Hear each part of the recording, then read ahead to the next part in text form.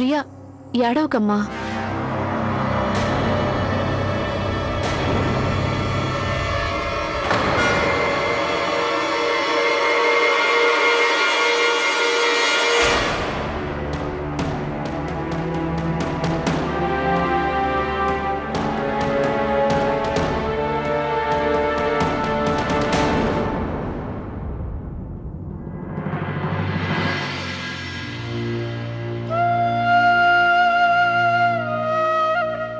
అక్క, మీరు చెప్పింది కరెక్టే. నేను చేసిన తప్పుకి మరొకరికి శిక్ష పడ్డం నాకు నచ్చలేదు. ఇప్పుడు అనుకోవడం వల్ల లాభం ఏంటి లవ్లీ? నువ్వు అసలు రూల్స్ పాటించాలని అనుకోవడం లేదు కదా. ప్రియాక్క, నేను చేసిన తప్పుకి శిక్ష మీరు అనుభవించాల్సి వస్తుందని నేను అస్సలు అనుకోలేదు. దీనికి నేను ఎంతో బాధపడుతున్నాను. ప్లీజ్ నన్ను క్షమించండి అక్క. యు నో లవ్లీ, నాకు కూడా రూల్స్ ఫాలో అయ్యే అలవాటు ఉండేది కాదు. నేనెప్పుడైతే ఆదిని ప్రేమించానో అప్పుడే ఈ ఇంటి రూల్స్ ని అడాప్ట్ చేసుకున్నాను. అయినా కార్తిక్ ని ప్రేమిస్తున్నప్పుడు నువ్వెందుకు అలా చేయలేవు? నిన్న ఉదయం 4 గంటలకి లేపాను కదా, మళ్ళీ నువ్వెందుకు పడుకున్నావు? How can you be so irresponsible? అక్క, నేను నిజంగానే చెప్తున్నాను, ఈ జరిగిందంతా నేను కావాలని చేసింది కాదక్కా. ఏ లవ్లీ, కానీ నీకు బాగా తెలుసు కదా అత్తగారు మనందరితో చాలా కఠినంగా ఉంటారని. ఒకవేళ నువ్వు అత్తగారు చెప్పినట్టు నడుచుకొని ఉండుంటే ప్రియకి పాపం అన్యాయంగా ఈ శిక్ష పడుండేది కాదు.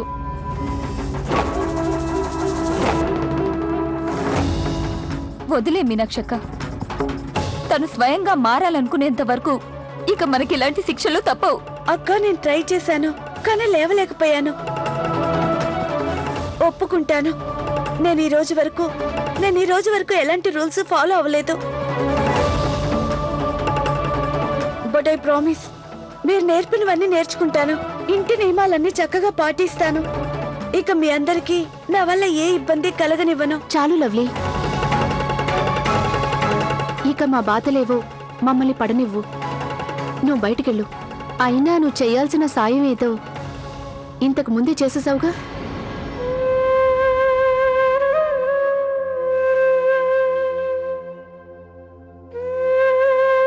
అక్క, నా మీద మీ అందరికీ కోపం రావడంలో తప్పు లేదు. కానీ నేను ఒకటి మాత్రం చెప్తున్నాను, నేను అత్తగారు కోరుకునే కోడల్లా కావాలన్నా, మీలా అన్ని పనులు నేర్చుకోవాలన్నా నాకు కొంచెం టైం పడుతుంది.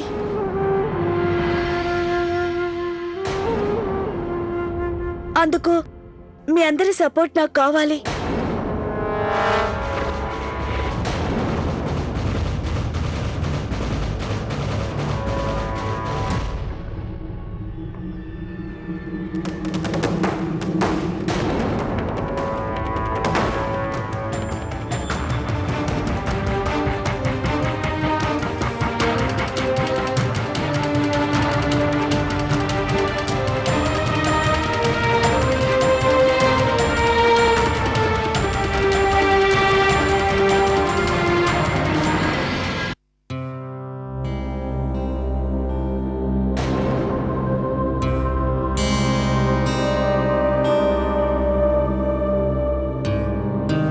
Priya, Priya, everything will be fine very soon.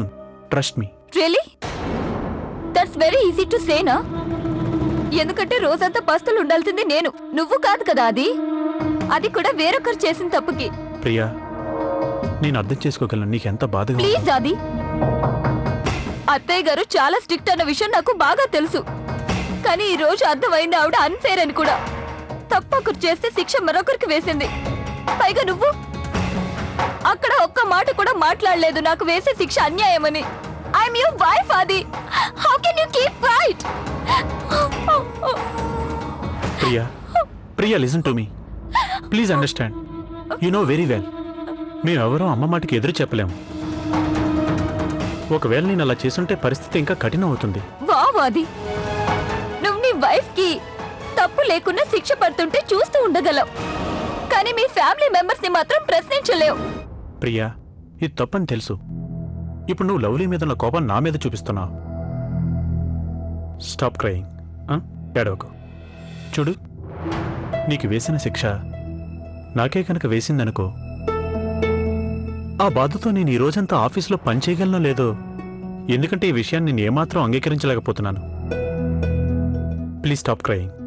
నేను ఈ రోజంతా ఏమీ తినకుండా ఎలా ఉండగలనో నాకేమీ అర్థం కావట్లేదు. ఫెస్టివల్స్ లో నేను ఉపవాసం ఉన్నాను, కానీ దానికి చాలా కష్టపడ్డాను. అయినా కానీ ఫెస్టివల్స్ కి పనిష్మెంట్స్ కి చాలా తేడా ఉంది. అప్పుడు నేను ఒక్కదాన్నే ఆకలితో ఉండను, మిగతా వాళ్ళు కూడా నాతో పాటు ఉంటారు. కానీ ఇప్పుడు రోజంతా ఆకలితో ఉండాలి, పైగా ఇంటి పనులు కూడా నేనే చేయాలి. This is like jail. I understand. I understand Priya. I totally understand. నీ బాధ నాకు తెలుసు. ఈ రోజు నేను కూడా ఒక చుక్క మంచినీళ్ళు కూడా ముట్టుకోను. ఈ రోజంతా నా మనసులో నువ్వు బాధపడుతున్న ఆ దృష్టి అనుక్షణం మెదులుతూ ఉంటుంది ప్రియా. లేదా అది నువ్వు అలా చేయడానికి వీల్లేదు. రోజంతా ఆఫీస్లో పనిచేస్తూ ఏమీ తినకుండా ఉంటే కళ్ళు తిరిగి పడిపోతావు. Don't worry about me, I'll manage. కానీ నువ్వు అలా చేయకు, I'll get very angry. Okay, I promise. ముందు నువ్వు నా కడుపు నిండేలా ఒక అందమైన ప్రేమతో చిరునవ్వు నవ్వు. స్మైల్ ఫర్ మీ.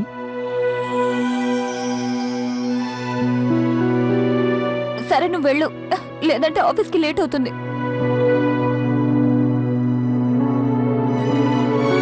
అంతా సర్దుకుంటుంది. Take care, I will manage.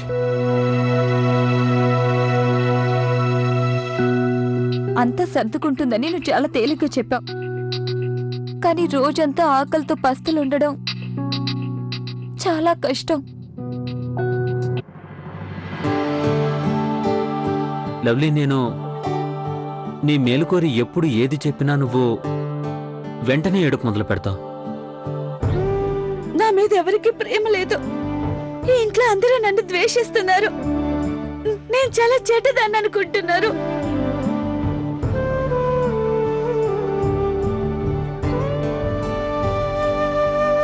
ఎవరన్నారు నిన్ను చెడ్డదానివని? చూడు, నేను నిన్ను ప్రాణంగా ప్రేమిస్తున్నాను. నువ్వు ఊహించుకుంటున్నట్టుగా ఈ ఇంట్లో ఎవ్వరూ లేరు. కావాలంటే నువ్వు పని చేయి, లైఫ్ని సీరియస్గా తీసుకుని చూడు, అంతే. కార్తీక్, నేను కూడా అదే అనుకుంటున్నాను. ఈ రోజు ప్రియాకకు శిక్ష పడింది, దానికి నేనే కారణం. అసలు ఆ శిక్ష నాకు పడాల్సింది. నా గురించి తెలుసుకోకుండా ఈ ఇంట్లో నా గురించి అందరూ చెడుగా అనుకుంటున్నారు. నేను ఒక పద్ధతి తెలియని గొప్పింటమ్మాయిని అనుకుంటున్నారు. ఇలాంటి అనుబంధాలు సంప్రదాయాలు ఏమీ తెలియవనుకుంటున్నారు. కనీసం చెప్పింది కూడా విన్న మొండిదాన్నని. నిజం చెప్పనా కార్తీక్, వీళ్ళెవరూ నన్ను యాక్సెప్ట్ చేయడం లేదు. వీళ్ళెవరికి నేను అక్కర్లేదు. నన్ను ఈ కుటుంబంలో ఏ ఒక్కరూ కలుపుకోరు. అలా మా వాళ్ళు ఎందుకు ఆలోచిస్తారు? అవన్నీ నీ అపోహలు. చూడు, ఇప్పుడు చేయాల్సిందల్లా ఒకటే, వీలైనంత త్వరగా నువ్వు ఇక్కడి పరిస్థితులకు తగ్గట్టుగా మారిపోవాలి. కార్తీక్, నేను ఇంతకు ముందే చెప్పాను, నన్ను మార్చుకోవడానికి సిద్ధపడి నిన్ను పెళ్లి చేసుకున్నానని. కానీ నేను వేరే ప్రపంచంలో నుంచి వచ్చాను. అందువల్ల ఇక్కడ పరిస్థితులకి అడ్జస్ట్ అవడానికి టైం పడుతుంది. నాకు ఆ మాత్రం అవకాశం ఇవ్వరా? ఇస్తారు లవ్లీ, నీకు తప్పకుండా అవకాశం ఇస్తారు. చూడు, ఇప్పుడు ప్లీజ్ ఏడవకు, చెప్తున్నాగా ఏడవకు. ఇక నెక్స్ట్ టైం నుంచి నువ్వు కొంచెం బాధ్యతగా ప్రవర్తించు.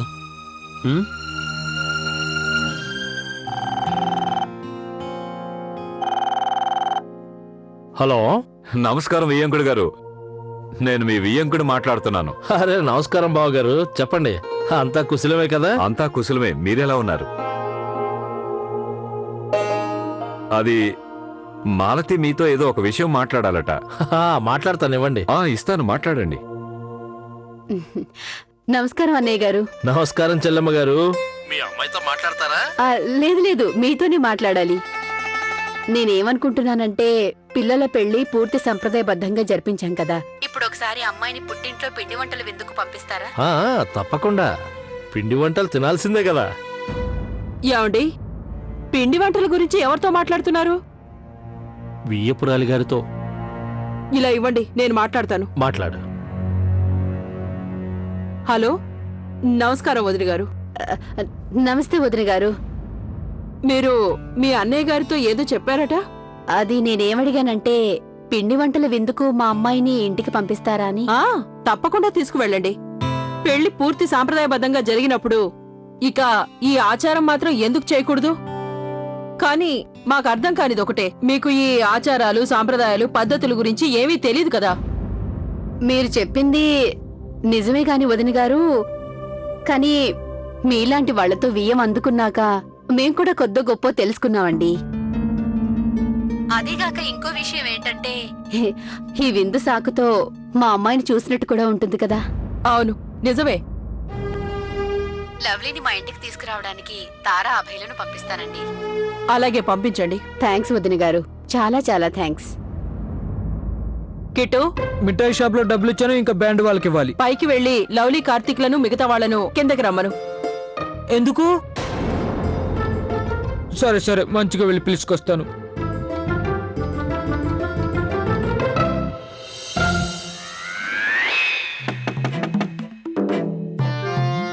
హలో, కిట్టు గారు వచ్చారు. పదండి పదండి. అమ్మగారేమో మీ ఇద్దరిని కిందకి రమ్మని చెప్పారు.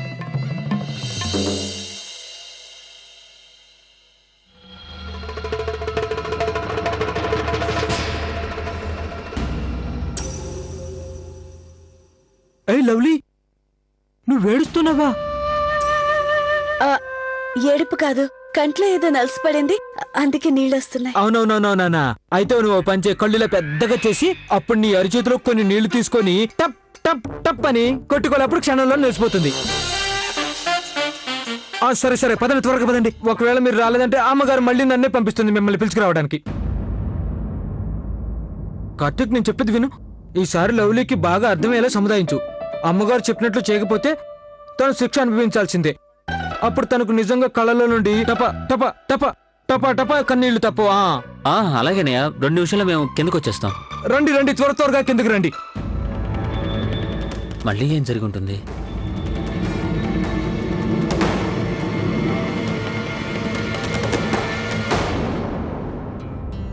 చెప్పానండి, చెప్పాను. స్కూల్ నుంచి వచ్చేసారా? అమ్మగారు వాళ్ళిద్దరు వచ్చేస్తున్నారు.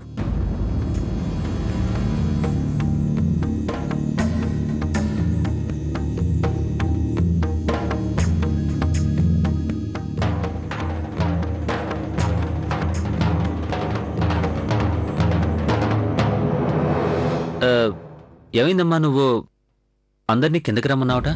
కార్తీక్, పిండి వంటల విందుకు తారా అభయలు నీ భార్యను తీసుకెళ్లేందుకు వస్తున్నారు.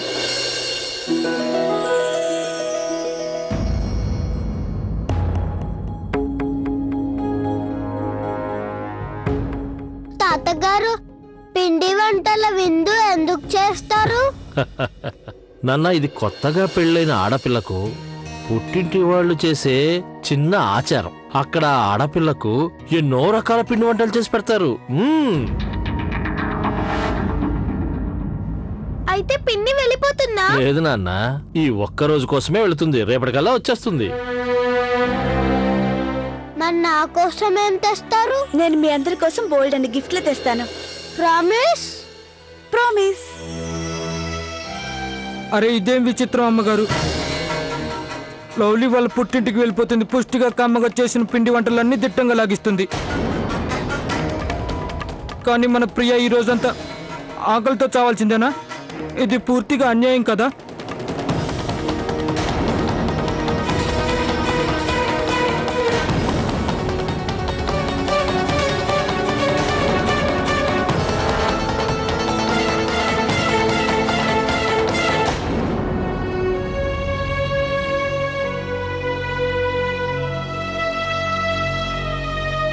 కిట్టు, తనకు అవన్నీ పెళ్లి ఆచారాల్లో ముఖ్యమని ఓ భాగంగా పెడతారు. ఇక ప్రియా ఎందుకు తినకూడదంటే తను తప్పు చేసింది కాబట్టి.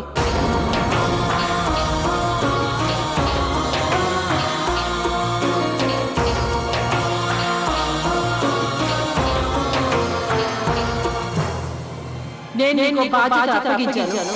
కార్తీక్ భార్యని పొద్దున్నే లేచి పూజ సమయానికి తీసుకురమ్మని, కానీ నీ బాధ్యతను నెరవేర్చలేదు. అందుకు నేను శిక్ష వేస్తున్నాను. అత్తయ్య గారు, ప్లీజ్ మీరు ప్రియక్కను క్షమించండి. అక్కకు వేసిన శిక్షను తీసేయండి. ఒట్టేసి చెప్తున్నాను, రేపటి నుంచి టైంకి లేస్తాను. ఇక ఎప్పుడూ మీకు కోపం తెప్పించను. ప్లీజ్ అత్తయ్య.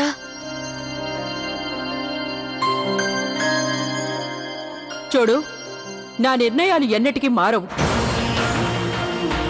ప్రియా ఈ శిక్ష అనుభవించి తీరాల్సిందే. ఇంకో విషయం ఏంటంటే, ఇంకెవరూ ఈ విషయంపై మాట్లాడే ప్రయత్నం చేయొద్దు.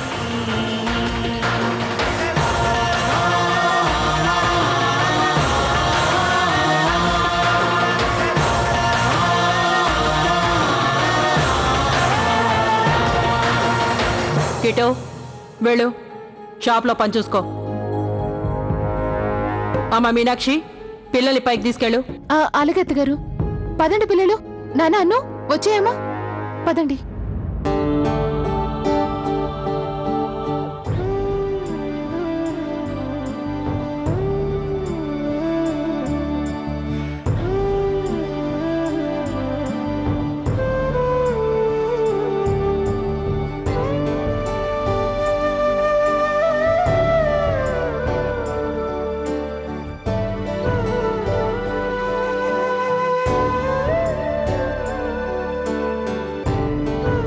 నేను ఈ అన్యాయం జరగనివ్వను.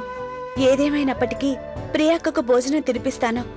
సామదాన భేద దండోపాయాలతో తినేలా చేస్తాను.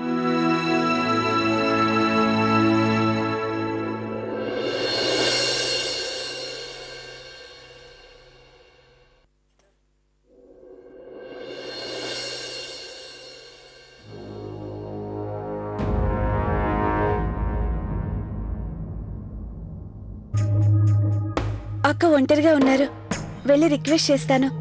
అప్పుడు తను నన్ను క్షమించొచ్చు కదా.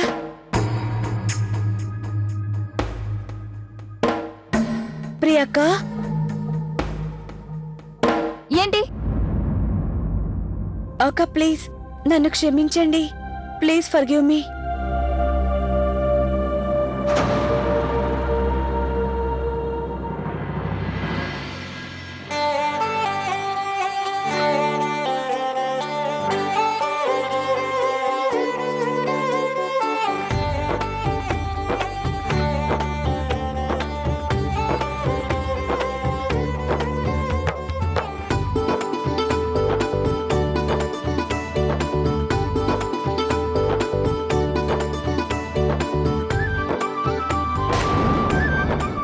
సారీ.